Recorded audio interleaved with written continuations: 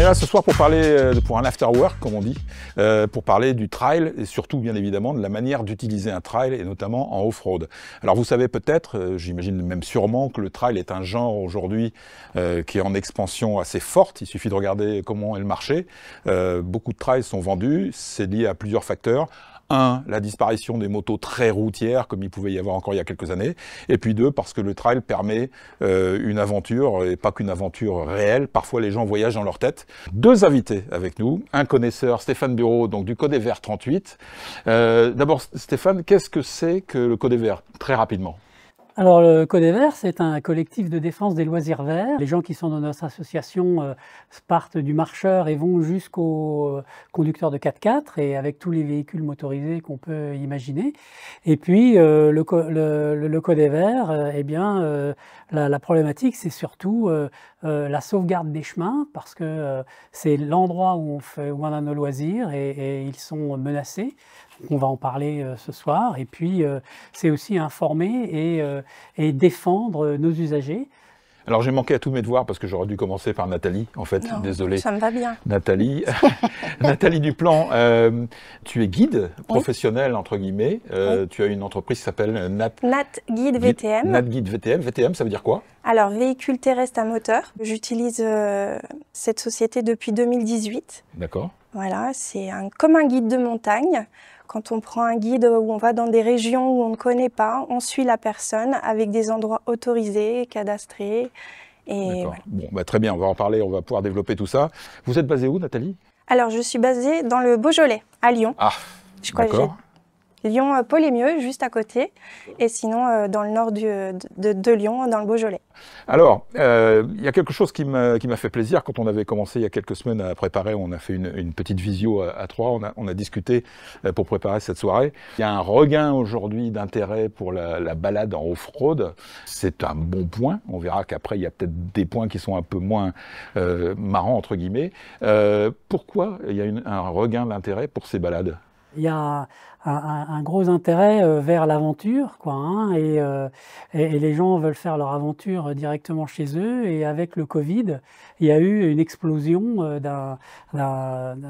d'une envie d'aller vers la nature. Est-ce qu'on peut dire aussi que le fait qu'il y ait de plus en plus de contraintes pour rouler sur la route, hein, ça c'est pas nouveau, mais ça s'amplifie aujourd'hui, est-ce que c'est un facteur qui joue effectivement sur le fait que les gens aient envie d'aller dans la nature?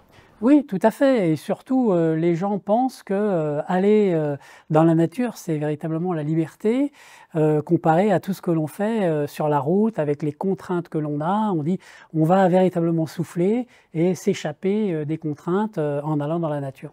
Alors Nathalie, dans le cadre de votre activité, est-ce que c'est quelque chose que vous avez pu constater? Qu'est-ce que viennent chercher vos clients alors? Qu'est-ce qu'ils vous disent quand ils viennent, quand ils s'inscrivent sur votre site internet? Qu'est-ce qu'ils vous demandent?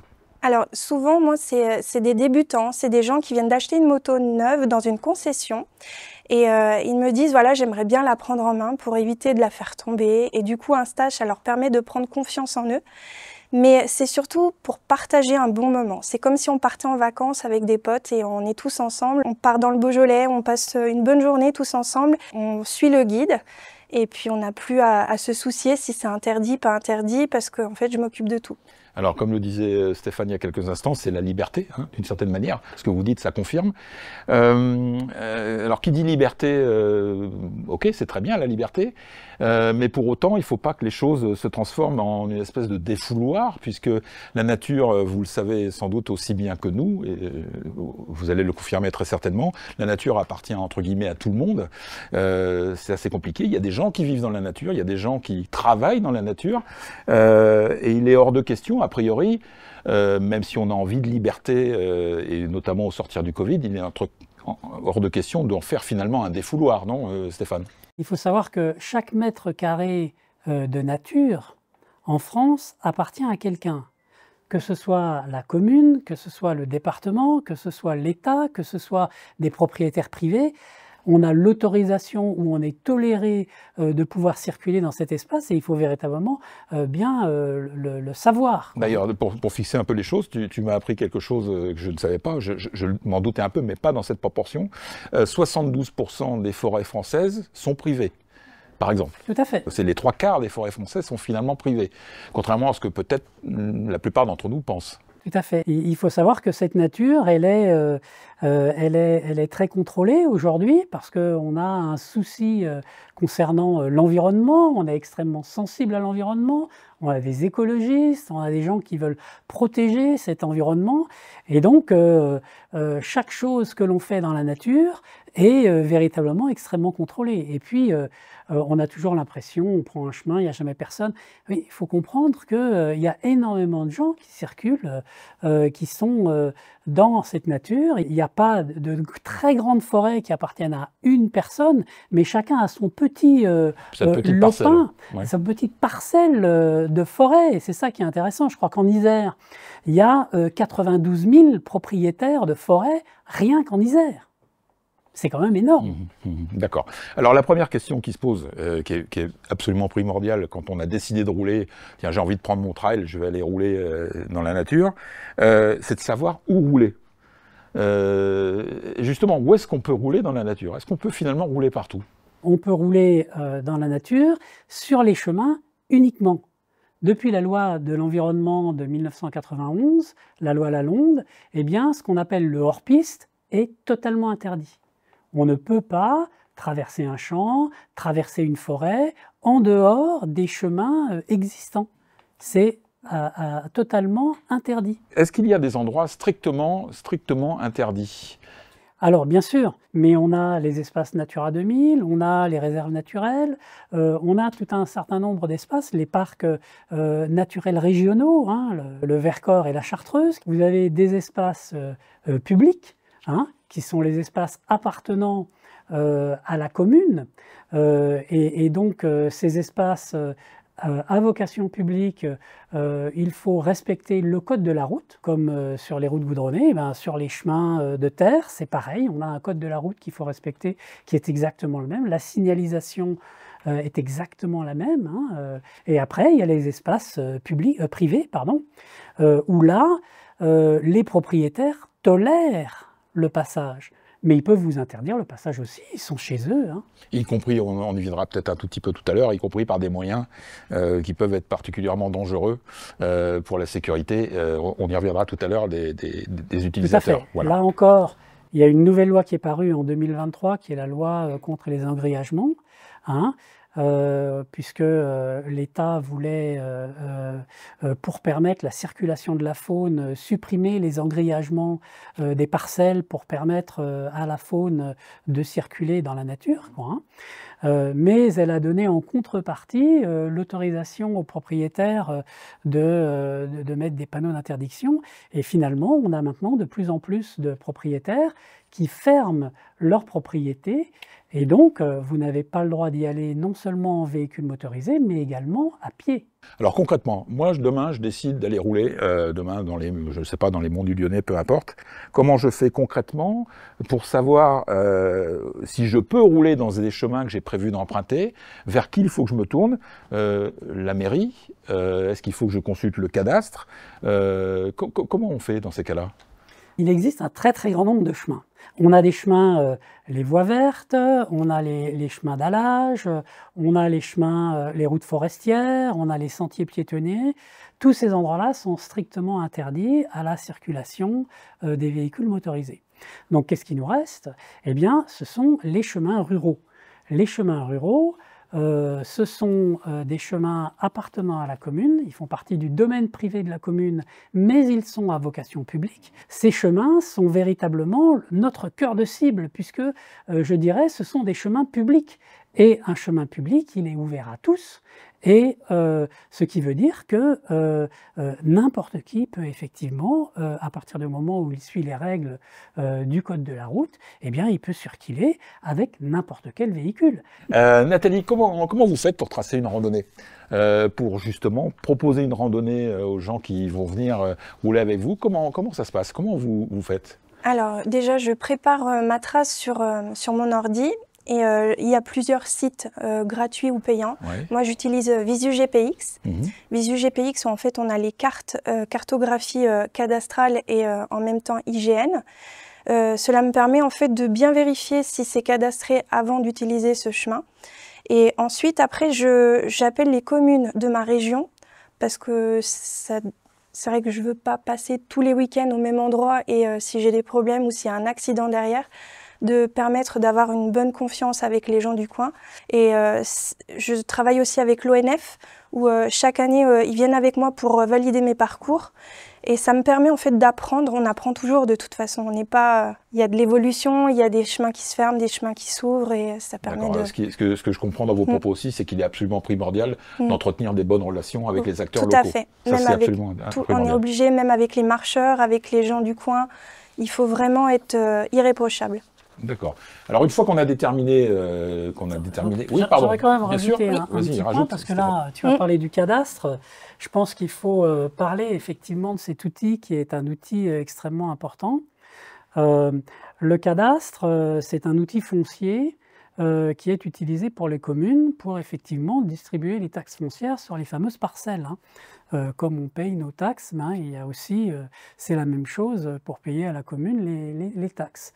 L'intérêt du cadastre, c'est que entre ces parcelles, eh bien, on peut effectivement voir où sont les chemins. Ce qui nous permet de pouvoir faire une distinction entre les chemins publics, qui sont les fameux chemins ruraux, qui appartiennent à la commune et qui sont situés entre les parcelles, et les chemins privés, qui sont des chemins qu'on appelle généralement les chemins noirs, les fameux tirets noirs sur les cartes IGN, qui effectivement ne sont pas cadastrés, c'est-à-dire on n'y a pas effectivement de repères visuels sur ce chemin, ils sont parfois mentionnés et parfois on voit très bien que ces chemins traversent des parcelles et à partir du moment où ils traversent une parcelle, il appartient à la parcelle et donc on voit véritablement que c'est un chemin privé et c'est ce qui nous permet de faire la différence entre ce type de chemin. Comment on trouve le cadastre? C'est simple? Vers quoi se tourner pour justement consulter le cadastre? Alors, avant c'était Géoportail, maintenant c'est carte IGN. D'accord. Et en fait, tu as les cartographies, c'est gratuit. Ouais. Et on est localisé directement, c'est-à-dire quand on va dans un chemin, moi des fois je vérifie sur ma trace, sur mon ordi, mais là tu es localisé en direct. Du coup, tu peux voir, pendant la randonnée, on peut voir. Si tu mets localisation en direct, tu peux voir directement si le chemin est cadastré ou pas. Et alors, parce que je n'ai jamais utilisé un cadastre, donc visuellement c'est quand même très explicite, on voit tout de suite. Un chemin rural, c'est très simple, puisqu'on voit la limite des parcelles, et entre les limites des parcelles, on voit qu'il y a un espace, et ce qui nous permet effectivement de voir que c'est un chemin rural. Alors une fois qu'on a déterminé son parcours, qu'on a bien consulté éventuellement tous les documents qui permettent de faire un parcours entre guillemets dans les règles, quels sont les conseils, quelles sont les règles à respecter impérativement quand on veut rouler sereinement dans la nature? Ce qui est important, c'est que on peut sortir seul, mais ce n'est pas conseillé. Pour des raisons de sécurité, sans Pour doute. des raisons de sécurité, on peut casser parce qu'on peut tomber, on tombe assez facilement sur les chemins, ou alors effectivement choisir un guide, puisque le guide est garant non seulement des règles à respecter pour effectivement circuler sur les chemins, mais également des autorisations nécessaires pour pouvoir traverser la nature. Alors, on a parlé de la façon de programmer finalement ou de faire ces traces. On a parlé des chemins. Avec votre expérience, que ce soit l'un ou à l'autre en chemin, comment ça se passe avec les autres entités, que ce soit les piétons, les cyclistes, choses comme ça? Est-ce que ça se passe bien dans l'ensemble? Est-ce qu'il y a des frictions régulièrement ou... Moi, j'ai la chance, déjà, on limite notre vitesse. On arrive doucement quand on arrive devant des marcheurs, on enlève notre casque, on discute avec eux, ça se passe toujours bien, normalement. Mais c'est vrai que c'est pas forcément dans des orgas où des fois où ça roule vite, où les gens jettent des cailloux sur l'un ou sur l'autre. C'est vrai que on ne donne pas une bonne image de nous-mêmes en tant que motards. Dans la plupart, c'est vrai qu'ils sont surpris de nous voir, certains. Ils nous disent « mais vous n'avez rien à faire ici », mais si, on a tous le droit de passer. Et on s'impose de passer, de ne pas dire « non, je vais faire demi-tour ». Mais dans l'ensemble, ça se passe bien. D'accord. Dans ma région. Après, je ne connais pas les autres régions. Stéphane? Moi, d'une manière générale, et je circule au moins une fois par semaine dans les chemins, je dois dire que j'ai généralement aucun souci. C'est vrai que parfois, Il y a des gens qui sont surpris de nous voir et qui pensent que c'est interdit. Donc, d'une manière générale, moi, je m'arrête, je discute avec les gens parce que je suis là en loisir. Donc, je prends le temps parce que les gens qui sont là, ils ont autant le droit que moi de circuler et moi de circuler également. Donc, il faut s'expliquer et donc je passe du temps à expliquer aux personnes que effectivement on circule. Mais c'est vrai que quand je suis sur un chemin, je vois une personne à 200 mètres, je m'arrête, elle me voit, je m'arrête, elle a le temps de rattraper son chien et tout ça.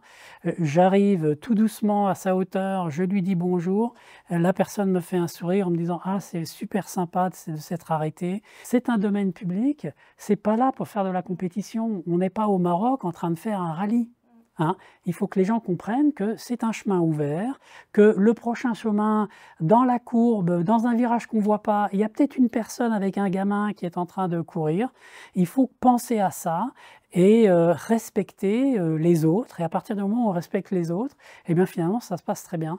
Donc il faut toujours avoir ça dans l'idée. Vous l'avez cité, c'est idéal finalement d'avoir ce comportement, mais j'imagine, et on le sait tous, grosso modo, que tout le monde n'a pas ce comportement malheureusement dans les chemins. Il y a des gens qui se sentent en terrain conquis et ainsi de suite. Et quand nous avons discuté, encore une fois, pour préparer cette émission, donc là on a commencé en disant une note optimiste, entre guillemets, en disant il y a de plus en plus de gens qui ont envie. Et d'un autre côté, quand on avait discuté, vous me disiez, Stéphane, finalement, l'avenir le futur de la randonnée motorisée, il est peut-être pas aussi clair que ça, voire il est même peut-être sombre. Pourquoi? Ah bah, disons que la moto, le quad, tous ces véhicules ont une mauvaise image d'une manière générale, quoi, hein. Et c'est effectivement par notre conduite irréprochable que l'on va pouvoir changer cet état de fait. On fait aussi beaucoup d'éducation, hein, comme aujourd'hui. On fait beaucoup d'éducation pour essayer d'expliquer aux gens que on n'est pas dans un espace vierge, on est dans un espace réglementé. Si on parle répression, il faut savoir qu'il existe une police de l'environnement, très peu de gens le savent, quoi, hein. On a parlé de l'ONF, hein, l'Office national des forêts. Ces gens-là peuvent également vous verbaliser, mais le moindre garde champêtre peut vous verbaliser également, et tous ces agents peuvent vous verbaliser à partir du moment où vous circulez hors des limites et hors des règles. Mais il y a un fléau aujourd'hui qui touche la moto routière, c'est le bruit, la problématique du bruit. On sait que c'est prégnant puisque de plus en plus d'interdictions sont liées au bruit. Il y a des endroits où on interdit maintenant de pouvoir rouler sur des routes à cause du bruit. Les dernières informations, les dernières demandes, notamment pour le contrôle technique, vous savez, des associations dites écologistes ont argué du fait essentiellement que les motos faisaient du bruit, hein, ce qui est faux, mais certains font du bruit, c'est une évidence. Ça, c'est le défi premier, sans doute, pour l'avenir de la randonnée motorisée. Oui, mais enfin maintenant, on commence à voir les motos électriques qui arrivent et ça va changer la donne. Aujourd'hui, la loi est formelle, les véhicules terrestres motorisés, les VTM, sont les véhicules à moteur, ne fait pas la distinction entre les moteurs thermiques et les moteurs électriques aujourd'hui. Hein. Alors c'est d'autant plus important de faire attention à ça, on l'a évoqué en aparté tout à l'heure, c'est que éventuellement certaines personnes peuvent être particulièrement énervées, pas que par le bruit, d'ailleurs il y a des gens qui sont de très mauvaise foi, qui barrent un chemin parce qu'ils ont envie éventuellement de se l'accaparer. Et il faut savoir aussi que de plus en plus, il existe des gens qui mettent des pièges dans les chemins. Hein. Et bien, depuis fin 2004, 11 décès et 61 personnes sont mortes et 61 personnes ont été blessées par des pièges dans les chemins. Donc ce n'est pas anodin non plus, hein. C'est une folie de mettre un piège. Il y a des pièges, le plus classique c'est effectivement la chaîne en travers d'un chemin, la corde. Il y a des gens aussi qui mettent des pointes acérées sur une planchette, un peu comme on faisait, on en discutait tout à l'heure pendant la guerre du Vietnam, donc des pointes qui peuvent blesser, voire tuer. Donc il faut effectivement être entre guillemets irréprochable parce qu'il y a malheureusement des gens aussi qui se saisissent de ce genre de prétexte pour mettre en danger les choses. Nathalie, je voudrais revenir un peu sur votre activité. Est-ce qu'il vous arrive, vous, d'avoir des gens dans vos randonnées qui font n'importe quoi ? Dans l'ensemble, ça reste des gens qui ont envie de voyager, qui ont envie de partager un bon moment et de faire de la moto pour voyager et partir loin. Du coup, c'est pas des gens qui veulent faire de la motocross, hein, c'est pas du tout la même discipline ou de l'enduro. Sincèrement, je n'ai pas d'image encore. D'accord. Bon, tant mieux. D'une certaine manière, c'est plutôt une bonne nouvelle. Stéphane, le Code des Verts, quelle est son action pour sensibiliser les gens à cette nécessité finalement de comprendre que on est tous les bienvenus sans exception, mais qu'il faut aussi parfois se polisser entre guillemets un petit peu? Disons qu'on a édité les 10 conseils du Code des Verts pour la conduite. Hein. Voilà. Je vois que tu les as. J'ai bien bossé. Voilà, hein. Tu as bien imprimé. Hein. Donc ça va effectivement... Tous ces conseils sont des conseils, je dirais, qui vont du bon sens, quoi, hein. Et il faut que les gens y comprennent, surtout que ce qu'on disait au début, hein, que ce n'est pas un espace de liberté, c'est un espace réglementé et qu'il faut suivre ces règles pour que tous ensemble, on puisse continuer à profiter de ces environnements, quoi. Une dernière chose, si on veut savoir, on veut participer à une randonnée, c'est quoi votre site, Nathalie? Alors c'est natguidevtm.fr. Stéphane, même question, le Code des Verts, quand on veut savoir? Codesverts.fr. Tout simplement. C'est très simple. C'est un site, il y a plein de choses, hein, je vous encourage à y aller, c'est parfois un peu touffu, mais quand on cherche bien, on trouve ce qu'on veut. Voilà. Donc voilà, et puis alors moi je suis désolé, je vais faire ma petite crémière. Je vais vous présenter en avant-première le numéro hors série spécial trail de Moto Magazine qui va paraître mi-août. Donc voilà, avec un méga comparatif de trail 18 trails, donc 9 mid-size, donc moyenne cylindrée, et 9 gros trails qui ont été testés pendant plusieurs jours, notamment sur le tracé de la Ferté-Gaucher en région parisienne. Donc n'hésitez pas, c'est un énorme boulot qui a été fait, c'est très informatif. Il y a aussi quelque chose qui concerne le Hard Défi Tour, hein, qui est une randonnée un peu extrême. Voilà. Je voulais remercier aussi la Mutuelle des motards, le bureau de Limonest, je ne sais pas si on dit Limonest ou Limonest, désolé, pour son accueil et pour cette soirée qui me semble intéressante, moi en tout cas qui m'a appris plein de choses. Et puis vous allez pouvoir travailler maintenant avec Stéphane Bureau, qui va vous faire des petits ateliers pratiques. Merci beaucoup, merci à tous d'être venus pour cette soirée. Et c'est pas là qu'il faut respecter.